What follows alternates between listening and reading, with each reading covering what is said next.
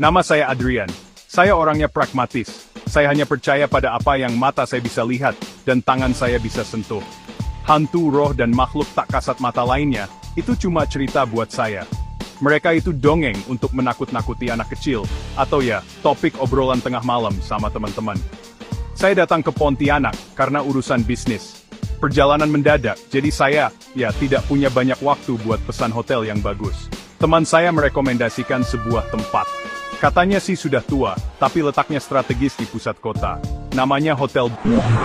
Jujur, saya tidak terlalu memikirkannya. Hotel tua itu cuma berarti punya karakter, begitu pikir saya.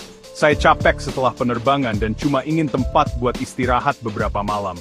Taksi menurunkan saya tepat di depan bangunan bergaya kolonial. Catnya sudah mengelupas di beberapa tempat.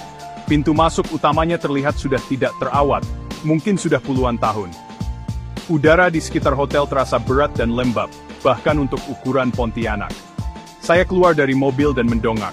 Jendela-jendela itu seperti mata gelap dan kosong yang menatap balik ke arah saya. Perasaan aneh menyelimuti saya, sedikit merinding meskipun udaranya panas. Saya menganggapnya sebagai rasa lelah. Saya cuma capek, kata saya pada diri sendiri. Hotel itu cuma bangunan, kamar itu cuma ruangan dengan ranjang. Tidak ada yang perlu ditakutkan. Saya mengambil koper saya dan berjalan menuju pintu kayu yang berat, mendorongnya untuk masuk ke lobi yang remang-remang. Lobinya luas dan sepi, terlalu sepi. Satu-satunya suara adalah detak jam dinding besar yang pelan dan berirama di sudut. Bandulnya berayun maju mundur seperti penjaga waktu yang diam.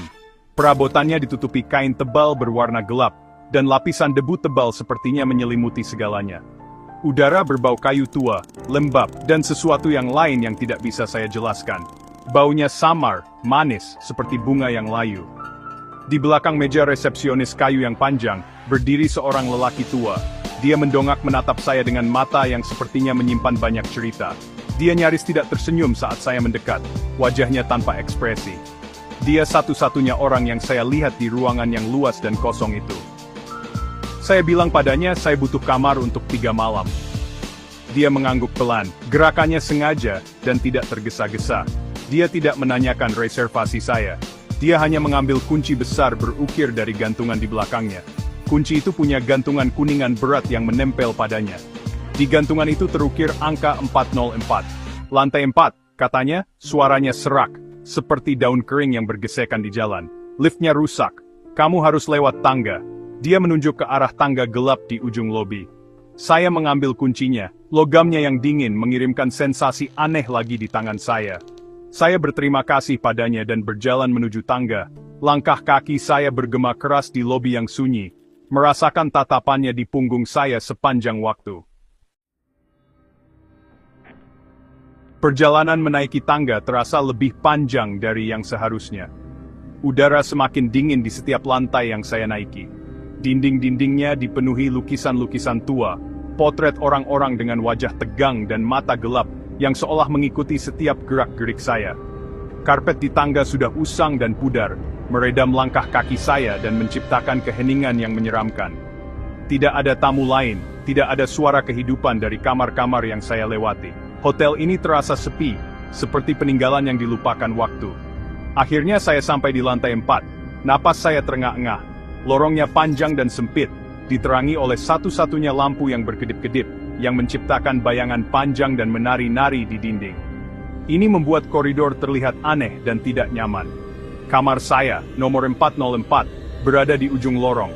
Pintunya terlihat lebih berat dan lebih tua dari yang lain. Kayunya gelap dan penuh bekas luka karena usia. Saat saya berdiri di depannya, sebuah cerita yang sempat disebutkan oleh rekan kerja saya terlintas kembali. Dia tertawa saat menceritakannya. Dia bilang ada rumor tentang kamar berhantu di hotel ini, kamar yang selalu ditinggalkan tamu di tengah malam. Dia tidak ingat nomornya. Saat itu saya ikut tertawa bersamanya. Itu hanya legenda lokal yang konyol, mungkin trik pemasaran. Tapi berdiri di sini, di koridor yang sunyi dan gelap ini, cerita itu tidak lagi terdengar lucu. Saya merasakan kegelisahan mencengkeram perut saya. Saya mencoba mengusir perasaan itu. Saya sudah dewasa, seorang profesional. Saya tidak akan takut dengan lorong yang menyeramkan dan cerita hantu yang konyol. Saya memasukkan kunci yang berat itu ke dalam kunci. Kunci itu berputar dengan bunyi klik yang keras dan menggerus. bergema di lorong yang kosong. Suara itu mengganggu, memecah keheningan yang dalam. Saya mendorong pintu hingga terbuka dan langsung disambut gelombang udara dingin. Jauh lebih dingin di dalam kamar daripada di lorong. Udaranya pengap dan berbau apek, seperti ruangan yang sudah lama tertutup rapat. Saya ragu sejenak di ambang pintu. Keengganan aneh menahan saya untuk melangkah masuk. Rasanya seperti saya mengganggu tempat yang tidak menginginkan saya di sana. Mengambil napas dalam-dalam, saya melangkah masuk ke dalam kamar dan menutup pintu di belakang saya. Bunyi klik kunci terdengar final, mengunci saya di dalam. Kamar itu luas, dilengkapi dengan perabotan kayu tua yang berat. Sebuah tempat tidur 4 tiang yang besar mendominasi ruangan. Tirainya tertutup seperti kain kafan.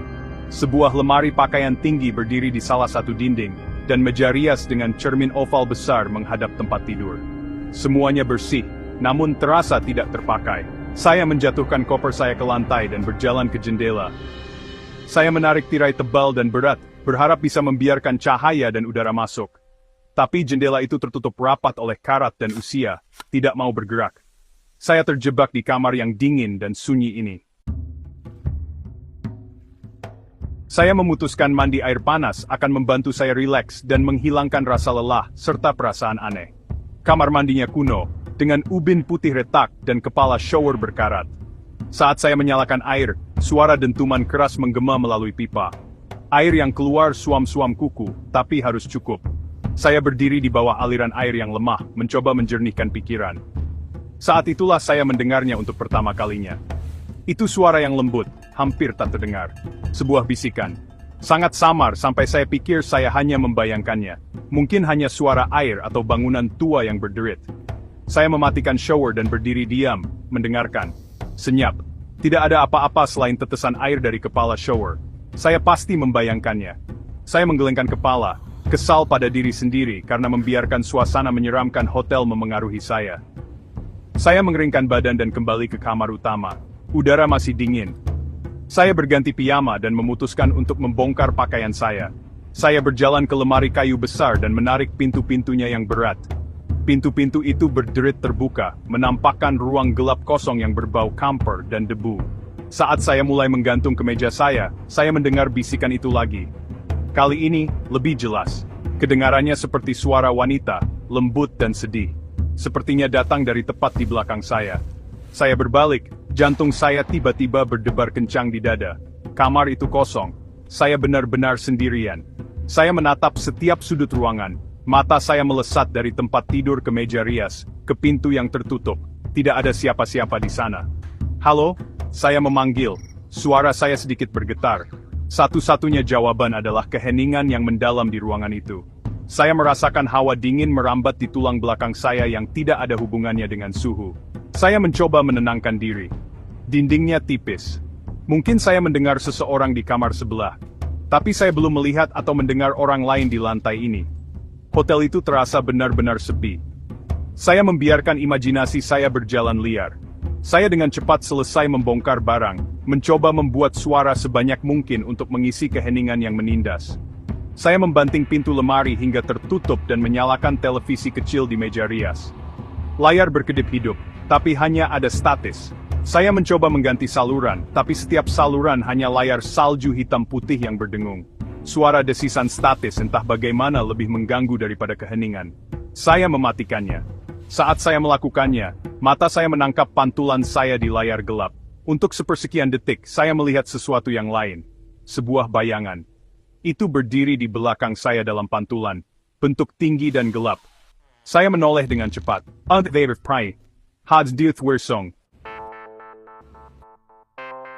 Malam itu, tidur tak kunjung datang.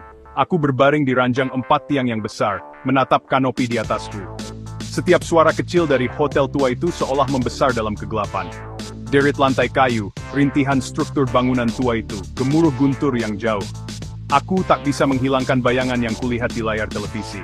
Aku terus meyakinkan diriku bahwa itu hanya tipuan cahaya, hasil dari pikiranku yang lelah. Tapi perasaan diawasi sangat kuat. Rasanya sepasang mata tak terlihat tertuju padaku dari sudut paling gelap ruangan. Aku menarik selimut hingga dagu, merasa seperti anak kecil yang takut gelap. Beberapa saat setelah tengah malam, aku mulai mendengar suara lagi. Kali ini, bukan bisikan. Itu adalah suara sesuatu yang diseret di lantai di kamar atasku. Suara gesekan yang lambat dan berat. Gesek, gesek, gesek. Itu berlangsung entah berapa lama. Bagaimana bisa? Resepsionis mengatakan, aku di lantai paling atas. Tidak ada kamar di atasku, hanya atap. Aku duduk di tempat tidur, telingaku tegang mendengarkan. Suara itu berhenti secepat mulainya, menjerumuskan ruangan kembali ke dalam keheningan yang berat dan penuh antisipasi. Pikiranku yang logis berusaha mencari penjelasan, tapi ketakutan dengan cepat menguasainya. Hotel ini mempermainkanku. Aku mencoba memaksakan diri untuk tidur, menutup mata rapat-rapat. Tapi kemudian muncul suara baru. Itu jauh lebih dekat. Itu adalah suara kuku yang menggaruk kayu. Itu berasal dari dalam ruangan. Mataku langsung terbuka, aku memindai kegelapan, jantungku berdebar kencang. Suara garukan itu terus berlanjut, lambat dan disengaja. Itu berasal dari lemari pakaian. Kedengarannya seperti seseorang terperangkap di dalam, mencakar pintu, mencoba keluar. Aku lumpuh karena ketakutan, tidak bisa bergerak, tidak bisa berteriak. Aku hanya bisa berbaring di sana, mendengarkan suara mengerikan itu. Pikiranku berteriak agar itu berhenti. Pria yang hanya percaya pada apa yang bisa dilihatnya, kini ketakutan oleh apa yang bisa didengarnya. Garukan itu akhirnya berhenti. Aku berbaring dalam kegelapan, terjaga, selama berjam-jam. Aku tidak berani menggerakkan otot sedikit pun. Aku hanya mendengarkan suara napasku yang panik. Cahaya fajar pertama mulai merembes melalui celah tirai tebal, melukis ruangan dalam nuansa abu-abu. Baru saat itulah perasaan menindas di ruangan itu sedikit terangkat. Aku selamat dari malam itu, tapi ketakutan telah berakar di dalam diriku. Aku bukan lagi seorang skeptis. Aku tahu dengan kepastian yang membuatku merinding, bahwa aku tidak sendirian di kamar 404. Dan aku punya 2 malam lagi untuk dihabiskan di tempat ini. Pikiran itu memenuhi diriku dengan rasa takut yang luar biasa. Besoknya, aku coba bersikap seolah tidak terjadi apa-apa. Aku pergi ke pertemuan bisnis, berusaha fokus pada pekerjaan. Tapi jujur saja, kejadian semalam menghantuiku. Bisikan-bisikan itu, suara seretan dan cakar-cakaran dari lemari, semua itu tidak mau hilang dari pikiranku. Aku merasa lelah dan gelisah. Setiap suara tiba-tiba membuatku terlonjak. Aku sempat berpikir untuk dari hotel dan mencari tempat lain untuk menginap. Tapi, tahu sendiri, sebagian dari diriku, bagian yang keras kepala dan pragmatis, menolak menyerah. Aku tidak mau membiarkan rasa takut menang. Aku bilang pada diriku sendiri, bahwa ini hanya bangunan tua yang berisik. Aku akan menghadapinya 1 malam lagi. Aku kembali ke hotel sore harinya. Langkahku terasa berat dan enggan saat naiki tangga kembali ke lantai 4. Saat kubuka pintu kamar 404, aku menyadari ada yang tidak beres. Kamar itu dingin sekali, jauh lebih dingin dari sebelumnya. Tapi bukan itu yang menarik perhatianku. Salah satu kemejaku, yang sebelumnya kugantung rapi di lemari, kini tergeletak di lantai di tengah ruangan. Kemeja itu kusut, seolah-olah ada yang melemparnya. Aku tahu pasti bahwa aku meninggalkan kamar dalam keadaan rapi. Pintu lemari tertutup, dan semuanya pada tempatnya. Rasa takut yang dingin menyelimutiku. Seseorang, atau sesuatu telah berada di kamarku saat aku pergi. Ini adalah pesan yang jelas. Aku tidak diterima di sini. Gangguan-gangguan yang tadinya terasa main-main dan halus kini hilang. Ini terasa berbeda, ini terasa bermusuhan. Aku mengambil kemeja itu, tanganku gemetar. Aku ingin lari, aku ingin berkemas dan kabur dari hotel terkutuk ini. Tapi aku terpaku di tempat. Aku melihat sekeliling kamar, yang kini terasa asing dan mengancam. Pandanganku jatuh pada meja rias. Di permukaan yang berdebu, sebuah benda baru muncul. Itu adalah sekuntum mawar merah yang layu. Pagi ini belum ada. Dari mana asalnya? Aku mendekatinya dengan hati-hati. Kelopaknya kering dan rapuh, warnanya merah pudar yang menyedihkan. Terlihat tua sekali, seolah sudah diawetkan selama puluhan tahun. Bau busuk yang manis dan memuakan yang sempat kucium di lobi berasal dari satu bunga ini. Ketakutanku kini berubah menjadi kebutuhan mendesak akan jawaban. Siapa yang melakukan ini? Apakah ini lelucon sakit dari staf hotel? Aku bergegas keluar kamar dan menuruni tangga menuju lobi. Pria tua yang sama ada di meja resepsionis, memoles gelas dengan ritme yang lambat dan metodis. Ada orang di kamarku, kataku, suaraku lebih keras dari yang kuinginkan. Barang-barang dipindahkan. Ada bunga di mejaku. Pria itu mendongak menatapku, ekspresinya tidak berubah. Dia tidak terlihat terkejut atau khawatir. Dia hanya menatapku dengan mata kosongnya. Tidak ada yang punya kunci kamar itu, selain Anda, Tuan, katanya dengan tenang. Tidak ada staf yang naik ke lantai 4, Spengery. Anda sekantatik semua di sana. Aku kembali ke kamarku, merasa kalah dan ketakutan. Kata-kata resepsionis terngiang di pikiranku. Kamu satu-satunya tamu di atas sana. Kalau tidak ada orang hidup yang masuk kamarku, lalu siapa? Aku mengunci pintu dan menyandarkan kursi di bawah gagang pintu, gerakan sia-sia yang tidak menenangkan perasaanku. Aku memutuskan tidak akan tidur. Aku akan tetap terjaga dan menghadapi apapun yang ada di ruangan ini bersamaku. Aku duduk di tepi tempat tidur, menghadap meja rias dan cermin ovalnya yang besar. Mawar layu itu masih di sana, menjadi pusat perhatian yang menyeramkan di panggung ketakutan ini. Kamar itu sunyi lagi, tapi itu adalah kesunyian yang berat dan penuh pengawasan. Aku merasa seperti berada di atas panggung, dan penonton tak terlihat sedang menunggu pertunjukan dimulai. Berjam-jam berlalu. Satu-satunya suara adalah detak jantungku sendiri yang berdebar kencang. Aku menatap bayanganku di cermin. Wajahku pucat dan kuyu. Pria yang menatapku bukanlah skeptis percaya diri yang tiba 2 hari lalu.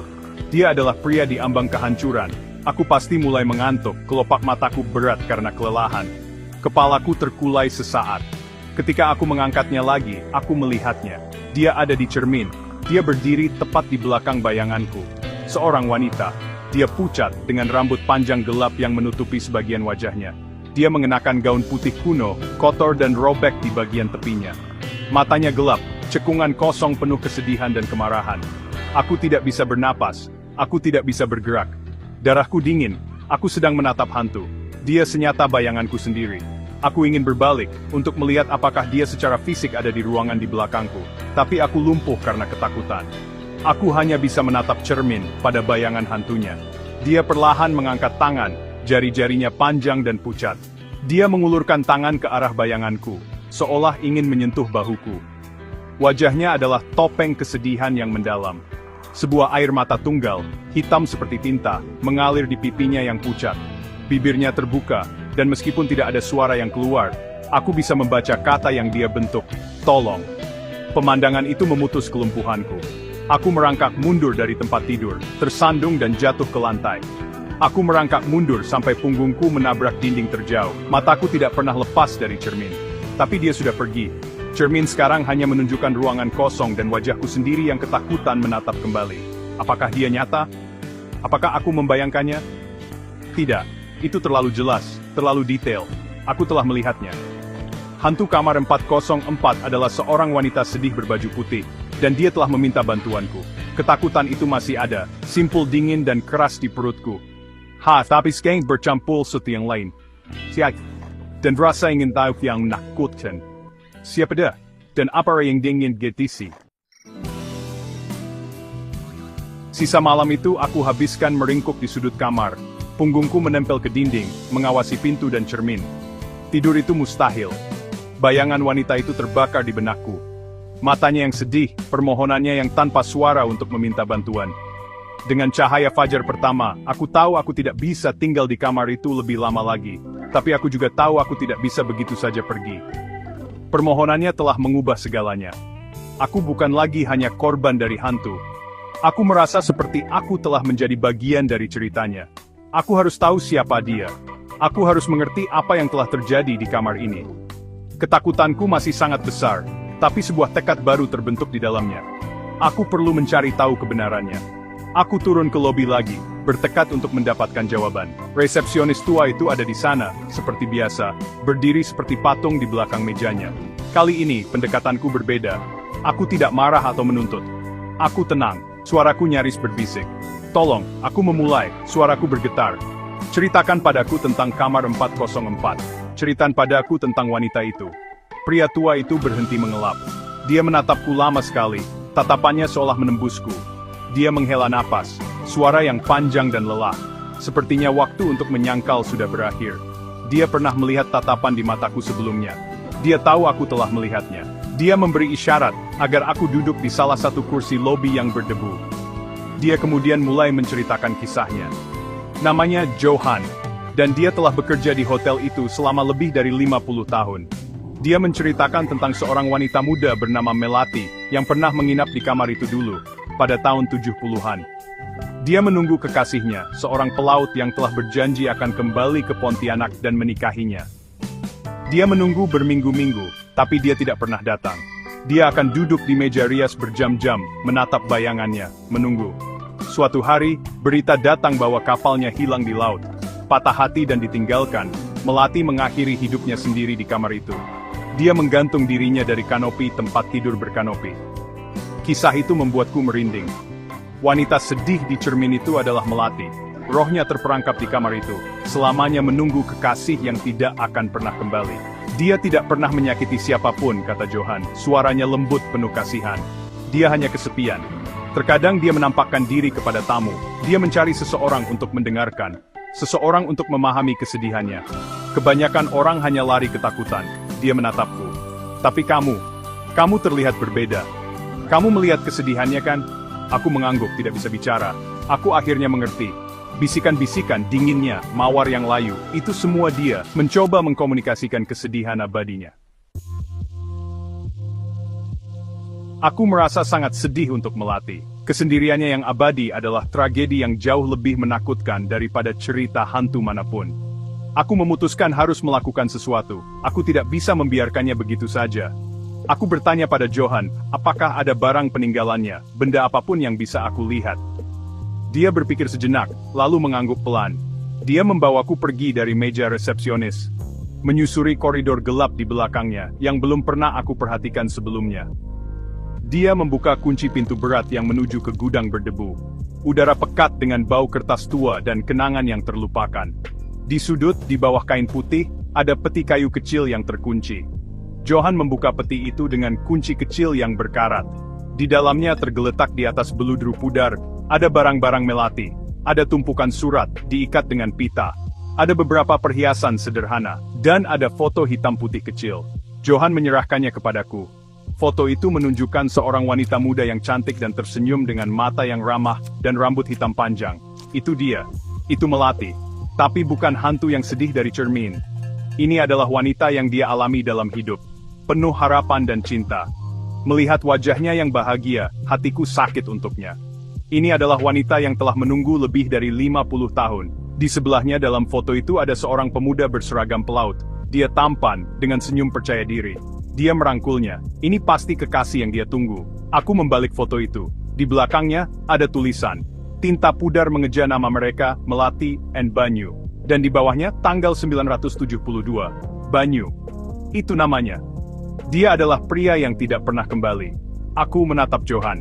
Apakah ada yang lain? Tanyaku. Apakah ada yang pernah mencarinya? Keluarganya. Johan menggelengkan kepalanya dengan sedih. Dia yatim piatu. Banyu adalah satu-satunya yang dia miliki. Ketika dia pergi, dia benar-benar sendirian. Aku berdiri di gudang berdebu itu, memegang foto dua kekasih muda yang membeku dalam momen bahagia. Sebuah rencana mulai terbentuk di benakku. Itu gila. Itu tidak masuk akal. Itu bertentangan dengan setiap akal sehat dalam tubuhku. Tapi aku harus mencoba. Melati bukanlah monster yang harus ditakuti. Dia adalah jiwa yang tersesat yang membutuhkan kedamaian. Dia membutuhkan penutup. Dia perlu tahu bahwa seseorang mengingat kisahnya. Seseorang memahami rasa sakitnya. Aku tahu apa yang harus aku lakukan.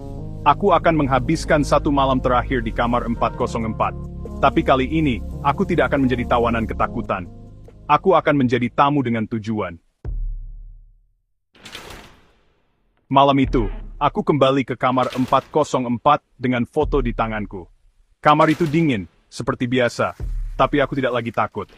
Aku berjalan ke meja rias dan meletakkan foto Melati dan Banyu tegak di cermin.